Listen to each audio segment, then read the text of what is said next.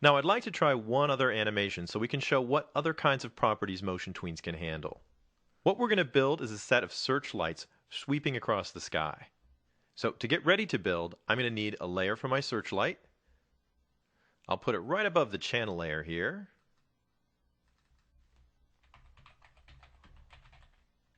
And why don't we hide the building layer and move things up a little bit so we can see what's going on. For a searchlight, I just need a circle with a cone extending off the end of it. Now we're all set up with the active layer as our searchlight layer, so let me go ahead and use my oval tool again.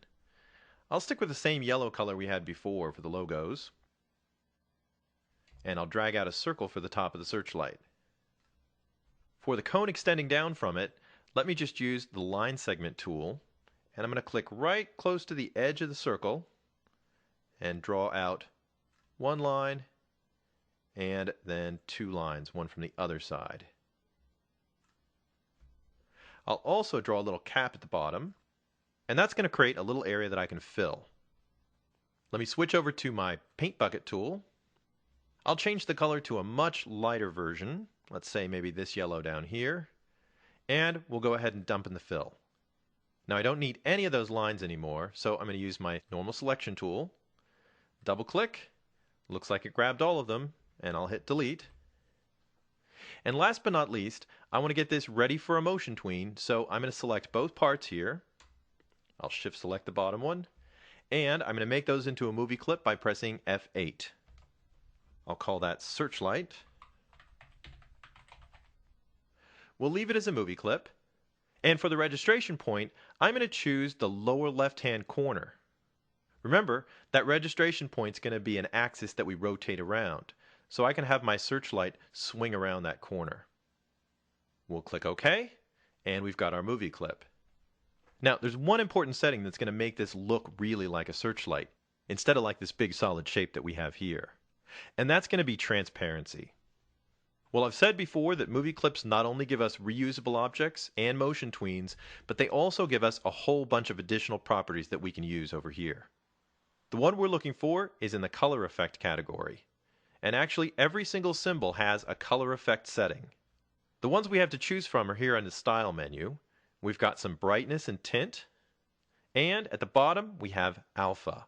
And this is transparency in the program.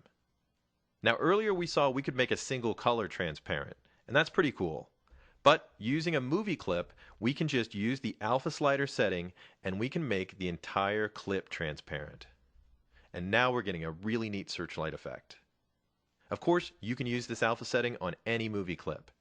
And actually, that's the setting that was used to fade in our 4 logo in the motion preset. Let's take a quick look. If I select the channel logo, and I move my playhead back to the first keyframe where the logo starts, we can click on the channel logo over here on the edge, and that will change our properties to show us the movie clip properties. And you can see that the alpha has already been set to 0. In fact, with the settings showing, if I move the playhead forward and click on it again, you can see that the alpha is now 100. So not only did the tween change the position of the logo as it flies in from the edge, it also changed the alpha setting from 0 to 100. Now let's go ahead and set up our searchlight. Right now, my searchlight is just a static frame span. So what we want to do is make sure it's selected, and we want to turn it into a motion tween.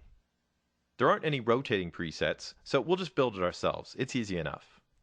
One additional way you can make a motion tween is you can right-click on the image, and you can see right at the top of the right-click menu is Create Motion Tween. Of course, if you don't have a right-click, you can use Control-click on the Mac. Once I click that, you can see that it turned blue, and we're all ready to animate just like we did before. To start our animation, let's move the playhead back to frame 1, and I'll switch over to my Transform tool. Now I can see that my pivot point is actually in the center here, so let me just grab and drag it down to the bottom corner before we start. And then we can just move our playhead and set up a couple rotations. I'll go about halfway through our animation, and I'll grab a hold of my searchlight, pull it over here and rotate it up into the sky, and then move my playhead forward again towards the end, and run the searchlight back down. That's going to create a really nice back and forth motion for my searchlight going across the sky. While we're at it, why don't we add a little bit of alpha transparency animation? I'm going to go back to the beginning, and I'm going to set it so that it's a little bit dimmer. We'll go down to maybe, let's say 20%. As it moves up into the sky, I'll pick a point, and here I want to make the alpha very, very faint. Now, you notice I have motion tween properties over here, and that's because the last thing I clicked on was a motion tween. If you want to make sure that you have access to those alpha properties or other properties of movie clips, make sure even though it's selected that you go and click on the movie clip, and then you can see it brings up movie clip properties. Now I'm going to drop this down so that it's barely visible. And we'll go out to the end of the animation, and I'll bring it back up a little bit. Once again, I have to click on the movie clip to see the properties, and then we can bring it up just a little bit. Now as I play that back, you can see the alpha fade and come back in. I'd actually like to have these crisscrossed, and we can make that very easily because we have a reusable movie clip here. Let's create a layer for our second searchlight. I'll put it right above the first one. We'll call that Searchlight 2.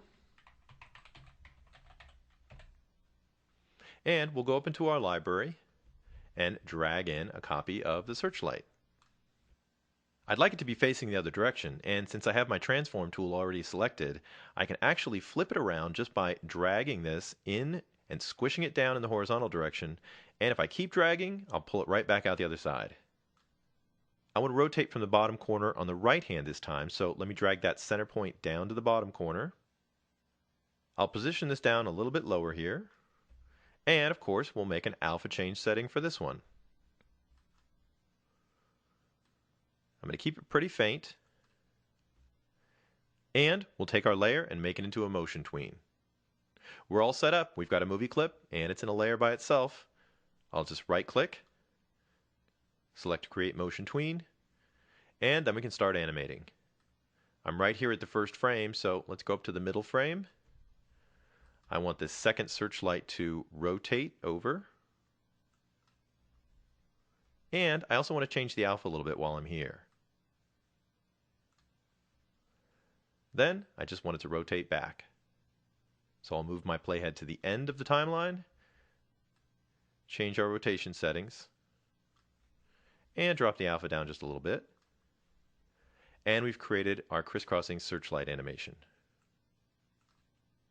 Now all we need to do is bring the buildings back, and we can see how the whole thing looks together.